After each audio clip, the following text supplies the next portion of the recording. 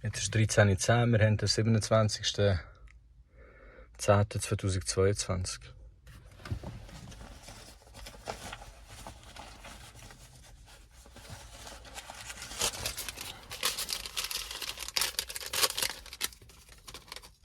Das 27.10.2022.